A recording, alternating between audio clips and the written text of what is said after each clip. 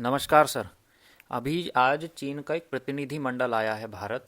और बहुत ज़्यादा उसकी चर्चा भी नहीं है, लेकिन जो भी टिप निकल के आई है उससे सब लोग ये आश्चर्यचकित हो रहे हैं कि चीन का एक मंडल भारत आया है। क्या है, कैसा मंडल है, और चीन की तरफ से आया है, तो इस वजह से इसमें उत्सुकता बहुत बन गई है लोगों की।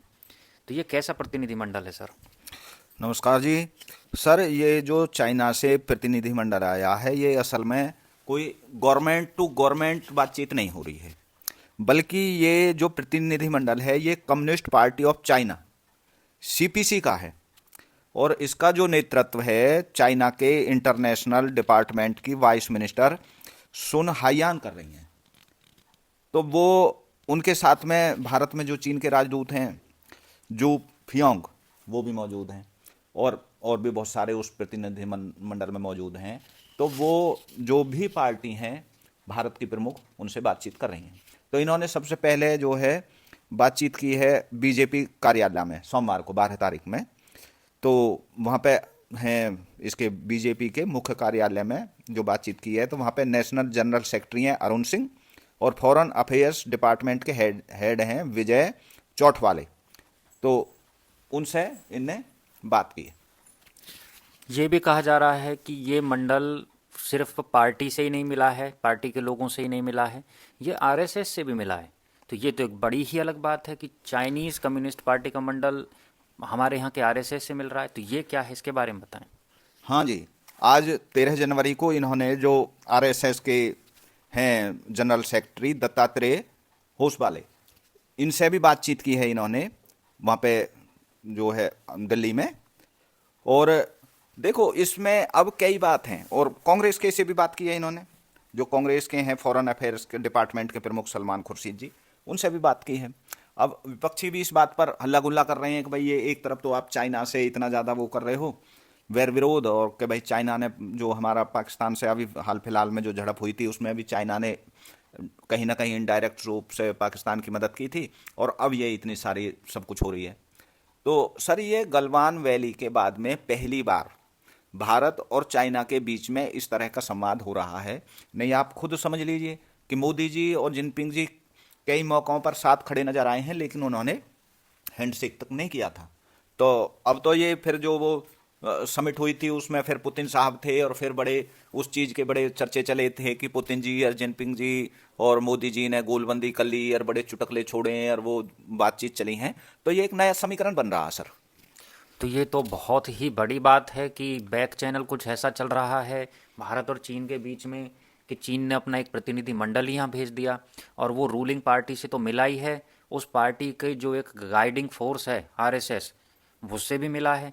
और कहाँ आप देख रहे हैं कि इसकी क्या अहमियत है, और कहाँ ये संबंध जाएंगे अब? देखिए सर, इसमें जो असल बात है वो तो इन सब संबंधों के जिम्मेदार ट्रंप साहब हैं। भारत और अमेरिका के संबंध तो पूरी तरीका से बहुत मजबूत थे। भारत का कोई रुख नरम नहीं था चीन के लिए। जब से गलवान वैली में झड़प हुई थी, भारत ने तो उनके बहुत सारे ऐप पर प्रतिबंध लगा दिए थे, बहुत सारी जो एक्सपोर्ट पर प्रतिबंध लगा दिए थे, इंपोर्ट पर प्रतिबंध लगा दिए थे। भारत ने तो बहुत सारी चीज़ उनकी बैन कर दी थी। किसी देश की हिम्मत नहीं पड़ी इतना करने की। तो लेकिन ट्रंप साहब ने अब क्या काम कर रखा है कि जैसे कि एक वो पूरे दुनिया के बहुत बड़े ठेकेदार हों, उनके हाथ में एक लाठी है। वो कह रहे हैं कि मेरी मॉरलिटी है, मेरा अपना माइंड है कि मेरे जब मन में आएगा मैं इस लाठी को किसके सर पर दे मारूं।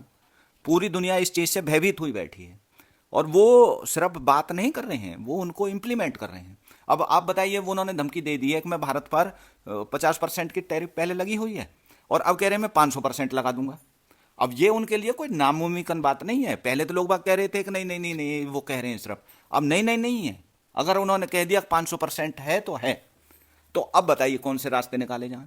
तो अब ये बहुत जो ये सब जिनपिंग साहब हैं, मोदी जी हैं, पुतिन जी हैं, मैं अपनी पहली वीडियो में भी कह चुका हूं कि ये बहुत ही सीजनड लीडर हैं और अपने देश को बहुत आगे बढ़ाने वाले हैं।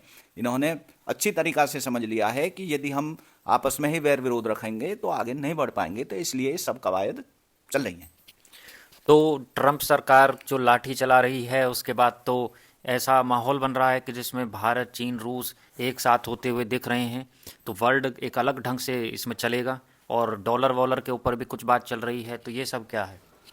सर इसमें भारत, चीन, रूस ही नहीं, मैं तो कह रहा हूँ यूरोपियन यूनियन भी थर्रा रही है ट्रंप से। अभी आप देखिए जर्मनी के आए हुए हैं चांसलर, और वो पतंगें उड़ाई हैं उन्होंने मोदी साहब के साथ में, और उस पर बजरंग बली के उड़ रहे हैं, एक साइड में गदा लेकर और एक साइड में वो सिंदूर ऑपरेशन, ऑपरेशन सिंदूर का की पतंग उड़ रही है। यानी कि साफ चैलेंज दिया जा रहा है कि भाई ये कार्रवाई अब इस ढंग से होंगी। और वो जर्मनी के जो चांसलर हैं, आप जानते ही हैं कि जर्मनी तो हमेशा उसका रुख थोड़ा भारत के प्रति अलग रहता है, लेकिन इतने खुश हो गए हैं, इतनी गलबैयां की हैं उन्होंने कि सब हतप्रभ रह गए हैं कि ये क्या हो रहा है। तो यूरोप भी अब सिर्फ मोदी जी की तरफ देख रहा है। उनको पता है कि भाई ट्रंप साहब का अब कोई भी मिजाज का ठिकाना नहीं है। वो कब किसकी गर्दन को दबोच दें, कब किससे खुश हो जाएं, कब मुनीर को अपनी गोदी में बैठा लें, कब किसको गोदी से उतार कर फेंक दें, उनका कोई भरोसा नहीं है। तो इसलिए सब जो बड़े लीडर हैं, समझदार लीडर हैं, वो अपनी अपनी देश की तरक्की के लिए चिंतित हैं, तो वो सब रास्ते खोज रहे हैं सर।